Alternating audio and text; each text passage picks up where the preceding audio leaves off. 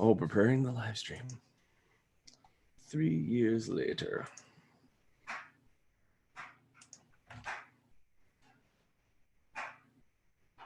We're live on YouTube in front of millions and millions of viewers. Millions and millions of people. Wow, this is exciting. 20s of millions.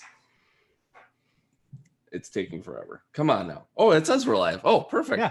Hey, hi, everybody. We did it. Nobody's watching yet because they don't know the link. They don't. Yeah, exactly. Well, let's share that link, shall we? Where is that link? Let's share that link. Got that link. Copy streaming link. I see it. Nice. Oh, I don't want to direct message it. Sorry, everybody. I'm trying to do this. Oh no.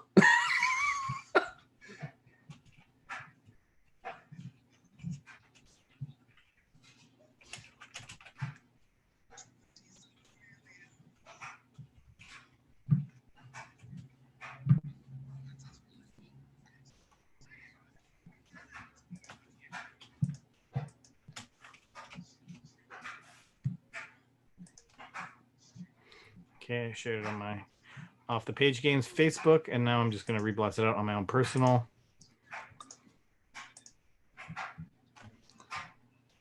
Okay, so this is me doing all that. I didn't realize, and I apologize, everyone. I didn't realize that it's actually taping it and making it play on my computer, so I had to mute it. Believe me, this will be all edited in post. Okay. So I could say, and that'll be edited out. Oh my, no. That's in. I'm keeping that. Yeah, that's in. I love man. that. I love it. I love it. I love it. Okay. Oh, my typing skills are so terrible right now. This is the stuff that usually gets edited out. There it is. All right. So now we're back. Maybe this thing will let me do it. Oh, YouTube, why are you doing this to me? There we go. Okay, so I want to do that. Make sure I'm at the comments, just in case anybody wants to comment. All right. Hey, everybody. I'm Kurt, and this is the MFGCast. Welcome to another live edition on YouTube. Actually, it's been a very long time since we've been on, but the podcast is going strong. Thank you to everybody that's been listening, but thank you to everybody that's here. If it's late at night, if it's during lunchtime, supper time, even if you're just, you're not doing this live and you want to check it out tomorrow when the Kickstarter actually starts, I'll tell you what we're talking about here. I've got a special guest. You can see his lovely face. You may know him from such games as Belfort, In the Hall of the Mountain. Yeah, exactly. Everything's behind him. It's like he knew that we were gonna have him. But where's your fail faster playtest journal? Where's that? Jeez, it doesn't fail. And that pun is actually something I planned the whole time.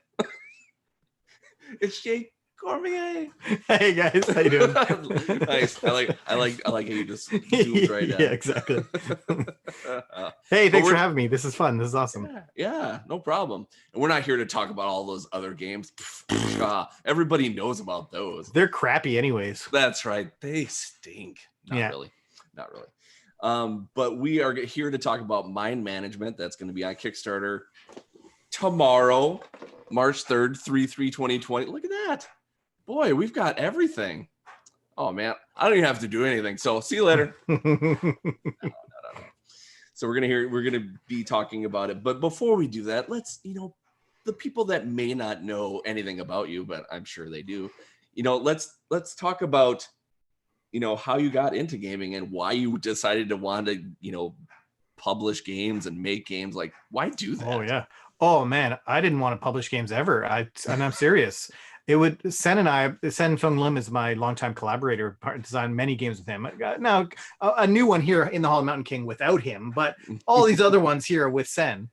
And so we had always said to people like, oh, we don't want to publish games. We just like designing. That's what we're doing.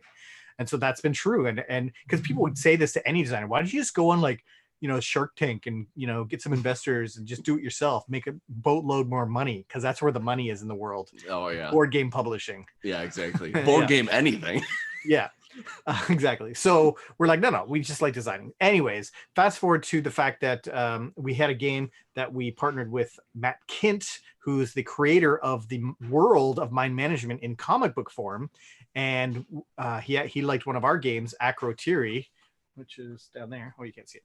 And Fail. And we loved his stuff. And he said, let's make a game of mind management. And we're like, wow, let's do it. So it took us almost about 4 years ago when we started it. And so it took us a long time to figure this game out, but we finally figured it out. We pitched it to a bunch of publishers. A couple were interested. We decided to go with one of them, and we were all excited. We signed it and it's going to come out and it's going to be great. And then that publisher went under, and then that publisher ceased to be. Ouch. He went on to meet his maker. I was about to go into a Monty Python routine there, but I'm not going to do it. He died? Yeah. No, the company did. So we got the rights back to the game. We had a bit of a chat meeting with everybody, and we're like, well, what do we do now? Do we kind of go back out, pitch it again? Who are we going to pitch it to?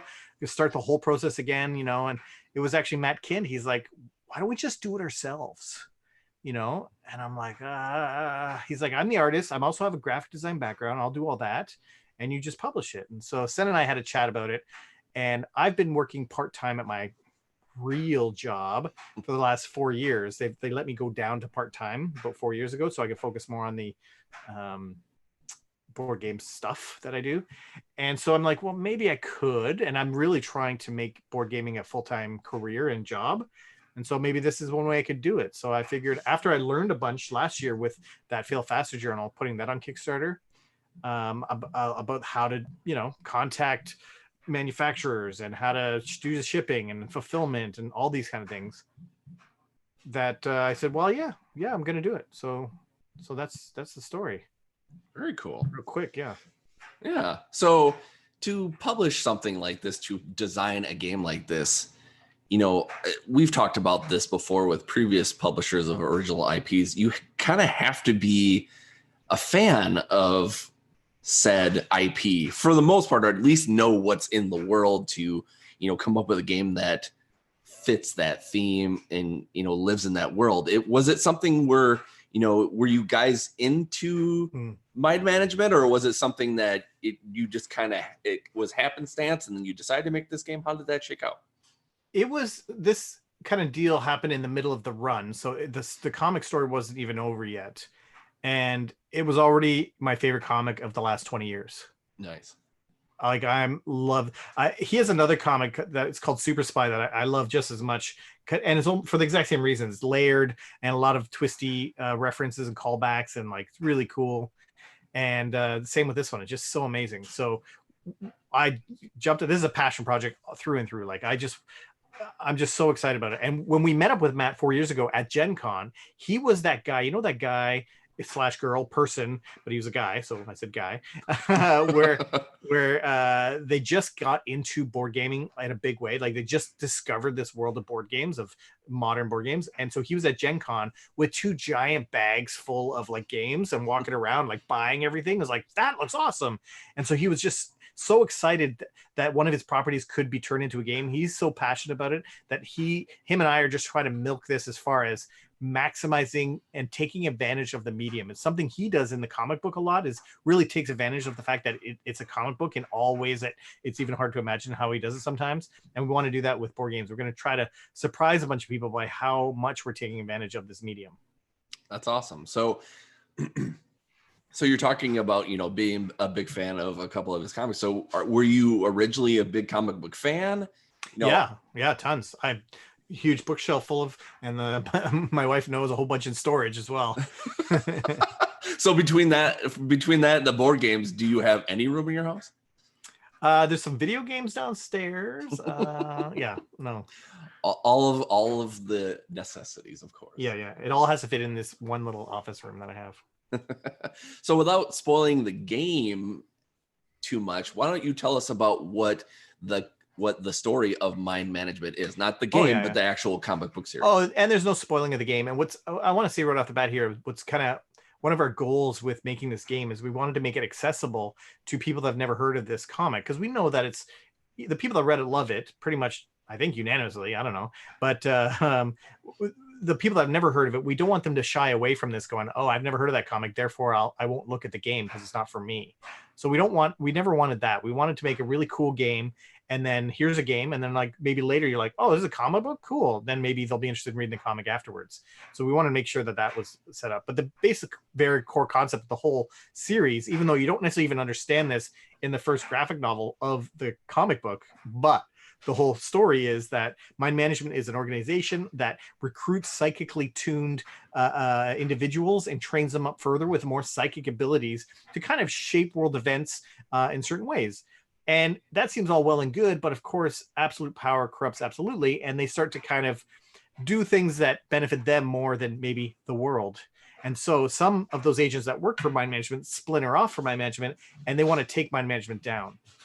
And so the game pretty much picks up right there, where one player plays as the recruiter for Mind Management, going around this city of Zanzibar trying to find recruits to kind of build up the Mind Management troops, while these other everyone else, because it's a one versus many game, are playing rogue agents that have splintered off. They have psychic abilities, and they're trying to find this recruiter who's moving around in a secret hidden way and capture them to stop them and slow down Mind Management's progress. Very cool. That's awesome. So, when you're thinking about a game, putting a game on Kickstarter and, doing something that's an original IP, and, only because I don't know, in the world of comic books, if this Mind Management is broadly loved by everybody, or, for me, myself, I didn't even hear about it until we talked about about you coming on the show. Yeah. So, when you're thinking about doing something like this and putting it on a Kickstarter, is it something where you think, well, hopefully all of the fans of the show will like this game, and maybe having done some of the things that you've done and some of the things that Sen has done, like, what do you trust for people to, come and, trust this game to be a great game? Is it a little of both? Is it more than one than the other? We've always said that if this was a Venn diagram of the people that love Mind Management and then the people that love board games, and if that's the overlap, we don't want to appeal to only those people where it overlaps. So we hopefully want to appeal to just anybody who likes board games, especially people who like either hidden movement or one versus many games, which this is. This should be right up their alley. There's already Richard Ham from Ratto runs through. Has reviewed the game, and you'll see tomorrow when the video goes live, his quote was, this is his favorite hidden movement game of all time. So hopefully this kind of things will start to appeal to the board gamers that just love it, plus a few more things that we'll get into in this interview that I think will appeal to board gamers. And then, yes, I think anybody who likes Mind Management is going to be immediately intrigued to see this world expanded upon, not just in a game format, but this game comes with 10 mini, like little card-sized comic books that are 8 pages each, that are written and illustrated by Matt Kindt, set in the world of Mind Management. So if you want to read more stories about Mind Management, they're going to be in this game. Nice. I like that little added bonus. So it does kind of mesh both worlds. You kind of get that board game and that comic book feel to it. So this is a good segue. So let's talk about what Mind Management, the board game, is about then. Yeah, so it's a one versus many game. So one person's the recruiter, and they are drawing 3 of these feature cards randomly, and that's telling them on this board where are their recruits hidden around the board. And so they have a little secret map that they kind of make all their notes on, and it's behind a screen, and they're moving around secretly. Meanwhile, everyone else is playing on this big board and moving pieces around and trying to deduce by asking certain types of questions about where that recruiter has been. For example, they go to one of the spaces, one of the locations, and every location has 2 unique features on it. And each of these features appears 5 times on the board somewhere. And so they would go there and they would say, have you ever been on, and one of the features they're standing on is maybe a thought shield umbrella. And they say, have you ever been on a thought shield umbrella? And then the recruiter would look at their path and they go, if they have, they have to then put a little step token on the Thought Shield Umbrella space that they have been on. So now you know that they've been on that space. You don't know when, but you know they've been on it. And then another thing that agents can do is go to that space and reveal it. And then the recruiter has to announce, oh, that was on my third move, the third move. And then you start to piece together clues about, oh, where they've been and where they are potentially going. And this is accomplished through something that we discovered late in the design of this game, which is something we call mental note tokens. And I haven't seen this in a game before, but I think it's really neat and fun, is that in a deduction game, if you're familiar with any deduction game, getting a hit is always good, but often getting a miss is also good because that's information. And so if you say, hey, have you ever been on a Thought Shield Umbrella? And then the recruiter says, no, I've never been on one. Well, that's a lot of information because now you know there's 5 spaces on the board from turns 1 through whatever turn it is now, 8. It's never been on these spaces.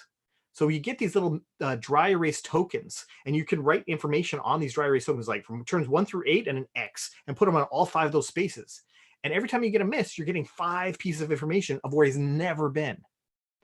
And that starts to shape a path. And you're like, well, he couldn't have went up here. So he actually must have turned this way. And it starts to become a really good conversation game where all the agents are just really chatting, which makes it really fun for the recruiter because that recruiter can hear what all the agents are saying out loud and possibly change their strategy and plan based on how they're deducing where he's going or been. That's awesome.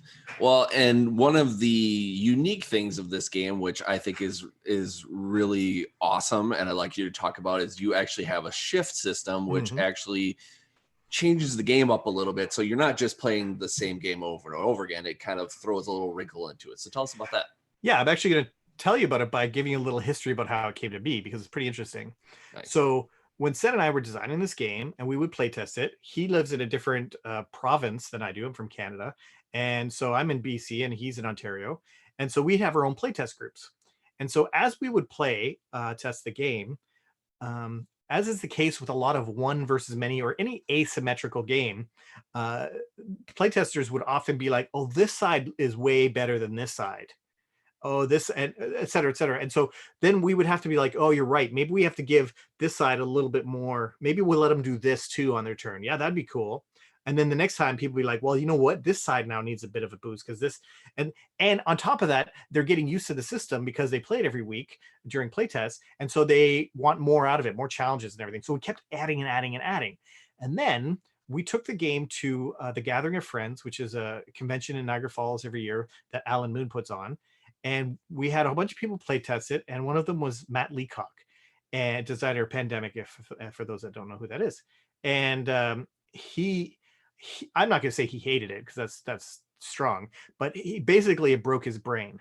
He couldn't put it all together. He's like, there's too many things to think about, guys. I don't know what to focus on. Like, this is too much.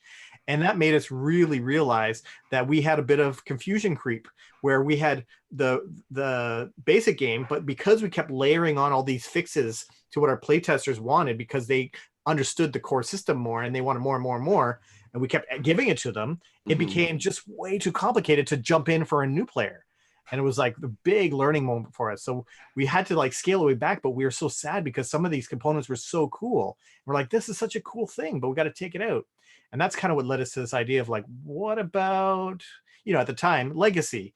And so we wanted to do something like that, but not something that was ever destroyed. And so the concept of the shift system, shifting meaning shifting the balance between one side or the other, whichever side loses at the end of a game, that side gets to open one of their secret packages. And it comes with 5 packages for each side. So there's 10 packages total that are sealed. And so you open it, and that gives you a little extra boost, a little extra something for the next one because you lost. So here's something to make it a bit easier for you, because you're not going to play a game too many times in a row. If somebody's like, well, you always win, I'm not going to play this game with you. So what's going to happen is invariably in all their tests, they catch up pretty quick because of the powers and abilities you get. But then the other side gets to open an envelope. So it really is always shifting the balance. But I think one of the best things about this whole thing is that as you open them all and whatnot, it's the losing side gets to decide how many envelopes they want to play with. And so if they've opened 4 already, like they just opened their 4th one, they can look through theirs and, we're only going to play with 2 of these. Well, the other side only gets to play with 1 fewer than that.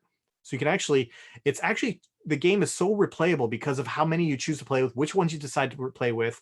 And we're going to have on the back of the rule book, kind of like Pandemic Legacy, where you keep track of your kind of campaign. We're going to try to keep at least 2, if not, if we can get 4 on there, so you can keep track of 4 campaigns going at the same time. So you can, if people want to try, I want to be the recruiter. Okay, you be the recruiter and we'll start a new campaign. But you can start a new campaign with 2 envelopes open if you wanted to. Like, there's no hard, fast rules that you have to follow this thing. It's just the creep of knowledge is there to help players understand the game better. But what's great about it is we even added a training mission that is so bare bones. It's super bare bones. But what I'm hearing from the reviewers, and you'll see tomorrow on the Kickstarter, people are saying the training mission itself is a fine game. It's like you could just play that for days and just play that one, because it's just such a simple, nice, the basic necessities for a hidden movement game. So that's fantastic. Yeah, I like that. I like that you kind of listen. You didn't go too far, because sometimes games will do that. You know, they'll just get to a point where it's like, okay, we're just adding so many things, and then eventually, you know, just like what happened with Matt Leacock, it's just like, okay, there's just too much going on. I can't. Yeah. And especially for such a, you know, smart person as him, you know, it's like, you know, you don't want to do that to anybody. No. You know, you don't want to. That was a huge learning for us. It was wild. And what's another cool thing about the shift system, I mentioned before that the game comes with these comic books. Inside each of these shift packages is one of those comic books. Nice. So you don't have access to the comic books for a while. You have to open packages to read these comics. And the comics give context to what's inside that package. Yeah. So it's a bit of a story, a little bit of a really cool Mind Management story. I've read 2 of them already, and it's amazing. It's like Mind Management fans are going to love it. It's so cool. That's awesome. I love that it does that, you know, because it's just a little bit more, you know. A lot of people like that with, you know, a little bit more, especially when it, like, when you even thinking about, like, let's just say books in particular, you know, if somebody, you know, writes a little bit of something that they're like, you know what, I didn't want to put it in this book, but maybe I'll put it in a collection of like stories that just didn't make the cut, you know, people kind of eat that up. And I like that you did that. Mm-hmm. Oh man, I had a good question too. Now I lost it now that I had that other question, but what else is unique about this game that you're really excited about that draws people in, besides all the stuff we've already talked about? I think the art style is so unique, and I've never seen this in a board game before, where it's this kind of watercolor look is so cool. But let me see if I can find some examples. I got 2 things on this. Well, the job that Matt did on this is so phenomenal. I'm going to show you some samples of what's called the feature cards. Now, all the feature cards had to be was a card with 1 feature on it. And that's in my playtest. That's all it was. It literally was just that feature, like a bird or a billboard or whatever, just that feature, and that's it. But what does Matt do is he makes every single card totally different. So that's the billboard. It looks like a coupon in a newspaper. And then this one is like a travel brochure. And this one is something else. And this is a lost dog. But this is a newspaper article clipping. But the features are all in there. That's the coffee mug. There's the bird, and it's like from a bird book or something. Yeah. It's amazing detail. Just really, really cool. So that part's exciting. And the other thing that's really cool, and I haven't talked too much about at all, is the fact that this game is going to be packed with a lot of secrets. And I don't want to say too much more, but there's going to be so many hidden things that there's even going to be a separate website that people can do something to actually gain more components that they can print out themselves and use in the game. Very cool. I like that. And is it something too where, like, are there some things in the game where people that have, you know, read the story and stuff like that, it'll be new to them, where they'll be like, besides the comic books themselves, like, you know, they'll see that thing and they'll be like, wait, what is this now? You know, I think no, for these, I think most of the things that are in this game are from the comics, because it's 36 issues. So there's tons of stuff. I mean, for sure, we're definitely coming with some new terms for some things that feel like they fit in this world, I guess. Yes. But character-wise, I think characters, if you're a fan of the comic, almost all the characters are in here eventually, if you get through all the shift system. Mm-hmm. Yeah, that's amazing. And I love that, you know, Matt was able to, you know, lend his art style and give it its authentic look too, because, like, you know, like I said, I haven't even read it myself, but just the look of it is just it's unique in its own way. That's the board I was telling you about the features. This is it's Mhm. shiny because this is the dry erase one that the recruiter used to move around. But like the detail on this thing is so cool, and just the coloring, and it just looks so amazing. And it was a really tough challenge coming up with this board because my prototype is my prototypes are always ugly and functional, but ugly, and uses clip art and all this kind of stuff. And so we had a tough time coming up with how do we make these icons visible, because they have to be visible at a glance. Like if somebody says, have you ever been on a parrot, you have to be able to look around the board and see all 5 parrots pretty quickly. Yeah. So the first time Matt attempted this, given all the direction we gave him, nobody liked it. Like I was very nervous because I didn't like it, and I'm like, oh no, what do I like now? I got to tell this guy I look up to as an artist. I'm like, I don't like this art you did, and so I was trying to beat around the bush in a meeting with him about it. And I'm like, blah blah, and halfway through he cuts me off. He's like, Jay, I don't like it either. I'm like, oh, thank God. Like I had so many restraints on how to constraints on how to design this thing. So then he came up with the idea of putting the city in the background to make it a living, breathing city, but still mute out the colors so that the all the shapes, all the features really pop off the board. I'm like, it's awesome. It's awesome. That is cool. Yeah. Yeah, I love it. So, we've kind of talked about this, pretty much at length and stuff like that. So what are we talking about for price and shipping and stuff like that? Yeah, so I'm not thinking, it is going to happen. It's $64 for the retail version, which is that's Canadian. And so that's approximately 48 bucks Very for American people. For us over here in the States. Yeah. And that's the retail version that'll be available in retail. And then there's going to be a deluxe version that's 89 Canadian, or about $66 US. So what does the deluxe have? I hear you asking. Oh yeah, what does the deluxe involve? Oh, well, Kurt, that's a great question. Oh, thank you. Yeah. So first of all, it has game trays. So are you familiar with game trays and their lovely additions? Game trays, always good. I feel like game trays should be in every single game. Oh my gosh.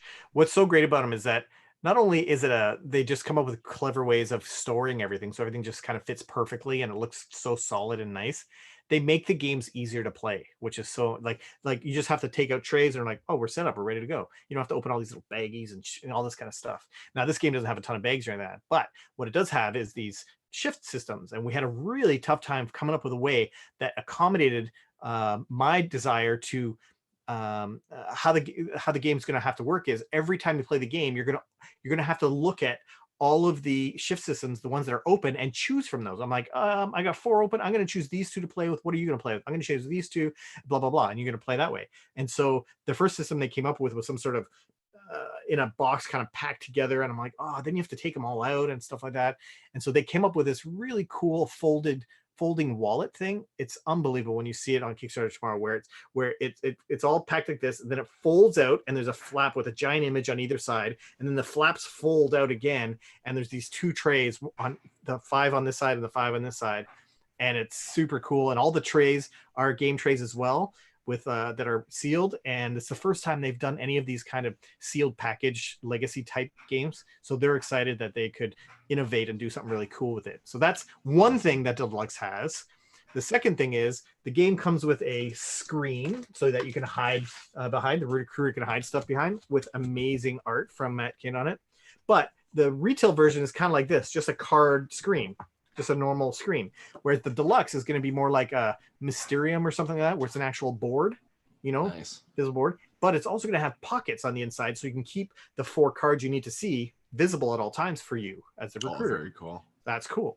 Then we're going to have also all the tokens you move around the board are, instead of just being like little punch board tokens, they're going to be wooden chunky head busts that are full color, printed on both sides. Nice. And not just printed on both sides, like the face on one side and then the back of the head on the other side, but you see into their head of what they're thinking about printed. Oh, very cool. Super, super cool. The mental note tokens in the retail game are going to be cardboard punch board that are dry erasable. And in the deluxe, they're going to be like mini poker chips, like plastic poker chips that you can dry erase on. And there's some mayhem tokens that are cardboard in the retail and wooden in the deluxe. Very cool. Wow. So it's a no-brainer. It's a no-brainer. Yeah, exactly. You gotta have all the fancy bits. I mean, why wouldn't you? Come on now. Yeah. So this is going to be the first game, as far as I know, from Off the Page Games, correct? Yeah. This whole company was created just to make this game. Just to make that game. And the thing that kind of made it kind of cinched the deal for me when I'm a big fan of companies, especially publishers that have kind of like a purpose. Mm-hmm. And I always find the best example of that is Restoration Games. Like it's 100% clear what their purpose is, and they exude that purpose in everything that they do. And you know what they do, even just the title alone, Restoration Games is such a perfect title. But you know, they do that. They're not going to all of a sudden come out with a new party game. You know what I mean? They're not going to do that. Yeah. Unless it's a redo of an old party game or something. Yeah, exactly. You know what I mean? Yeah. So that's just perfect. And they have such a strong brand because of it. And so I was trying to think, what could mine be? Like nowadays, I find a bit of a downside to the fact that there's so many publishers out there that they're just, everybody's purpose is just like, we make fun games. I'm like, yeah, that's what everyone wants to do. Yeah. So it's really hard to look at a game and kind of know where it comes from. It's really hard to do that. And so my thought was, I'm going to try, and hopefully it can accommodate this, but my purpose is to publish games based off of creator-owned comic books. Nice. Because I really like working directly with the IP owner. I don't want to work with Marvel or something like that and make, and just dealing with an entity or something. But it's so amazing working with Matt and helping contribute to his world that he created in game form has been just awesome. So it's a bit selfish of me just wanting to kind of work with all these really cool comic book creators. Yeah. Meet all my heroes. Hey, I mean, if you're gonna be doing this thing, you might as well work with people that you admire. I mean, yeah, absolutely. It just makes sense. And I was so fortunate last year. I went to Fan Expo to demo this game in Toronto, and I actually got pitched a game from a really well-known designer. I'm like, this is my first time anyone ever pitched to me. I'm like, oh, right, I'm a publisher now, I guess. But I told him I'm only pitching games based off of creator-owned comic books. He goes, yeah, I have one, and the creator is on board and likes it. I'm like, what? And so that might be my second game. Who knows? Nice. Yeah, that's awesome. Well, that just answered my next question. So yeah, I'm taking it really slow because if this thing bombs tomorrow, then maybe there won't be anything else. Yeah, I don't think it'll bomb, but I don't want to give into too much details, but I'm already a lot in the hole getting this thing to this stage. Yeah. And while I don't want to be a barely funder. Yeah. That's the issue. It's that I don't want to put my target at a number that's astronomical. People be like, are you crazy? You can't put it at that high. So I put it at a normal number that everyone is used to, 45,000 US, which is like 45,000 Canadian, which is 33 US. So that's pretty attainable, but I got to make a lot higher than that. Well, my overall goal is to make this a full-time job.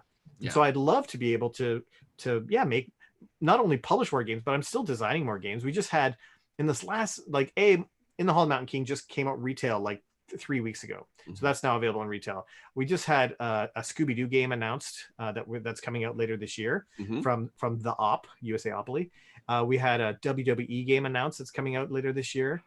And so there's just a lot more designs that I'm working on that are still coming out. Yeah. I still want to keep working on more designs, but also publishing. So, but I want to do it full time. Plus, the Fail Faster Journal is still doing well and still selling well.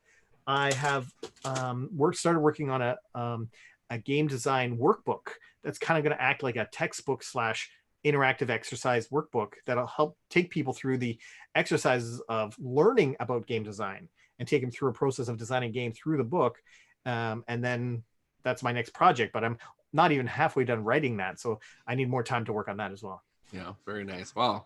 You do it all, Jay. How do you do it and still stay sane? I don't even know. Yeah. Maybe don't have twins. Oh wait, I have twins too.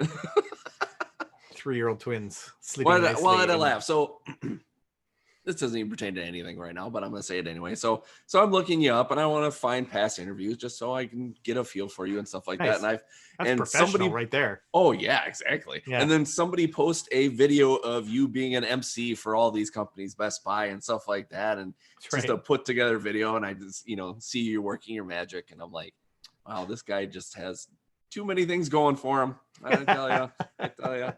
As a funny aside story, I just finished emceeing a big manager conference for Best Buy last week, and afterwards I was leaving, and the VP of communications stops me and says, you know how we said that we don't need you to host our vendor partner conference coming up in April? I said, yeah, I've done it for like 8 years in a row. And then all of a sudden they're like, yeah, we don't need you this year. I'm like, okay, fine. She's like, well, apparently when I told our president that, he didn't agree with that idea. And he's like, well, why isn't Jay coming? Jay's got to be there. And so now she's kind of backpedaling and has to kind of beg for me to come back to do this thing. However, it happens to be at the same time as the Gathering of Friends, that Alan Moon convention in Niagara Falls. Geez. And I'm like, well, I'm going to be at this convention. And she's like, well, any way we can do it? I'm like, well, maybe I could, leave the convention early and fly from there to Las Vegas to do this bit. And she's like, yeah, we could do that. I'm like, but the issue is I'm now leaving my wife alone longer, doing my conference and then going to Vegas. Like, it's really tough. And she's like, well, maybe we can fly your wife and kids out to Vegas too. Wow. I'm like, oh, really? Family vacation. Yeah. Very nice. So we'll see. That's awesome. So this game is going to be amazing. I can't wait for it to fund. I always do this. I always say I can't wait for it because I know it's going to happen because I know things. And so if anybody wants to reach out to you, have any questions, even, maybe reach out to Sen just to, to ask about what's going on and have any questions further, how can they reach you?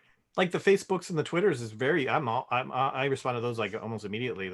So Jay Cormier on Facebook, or I'm not accepting friends from everybody. So if I don't know you, but you can still go to Off the Page Games and ask questions there. That's on Facebook. Same with Twitter, Off the Page Games, or on Facebook, I'm actually Bamboozle Bros, because I started that account back when Sen wasn't on social media. So I'm like, Sen and I lovingly dubbed ourselves the Bamboozle Brothers.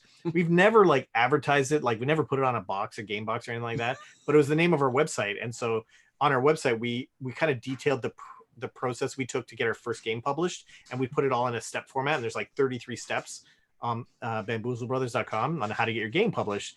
And so people, I guess, kind of now people refer to us, oh, look, it's the Bamboozle Brothers. And I'm like, who calls us that? That's so weird. So anyways, that's my Twitter handle. It's Bamboozle Bros. Nice. For Twitter. Very nice. Or Off the Page Games as well as Twitter. Yeah, exactly. You have a little cult for you two. That's great. That's amazing. Well, again, go to Kickstarter March 3rd.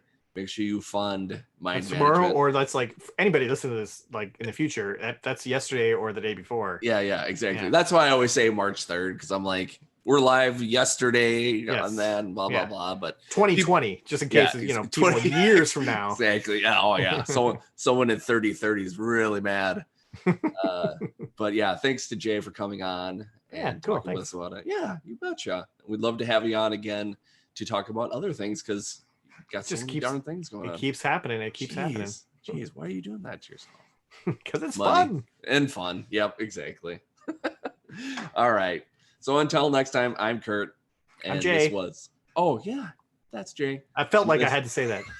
And I keep interrupting you. I'm just trying to finish it off. No, that's okay. Stick to landing. No, I never do. And this was the MFGCast. Bye, everybody.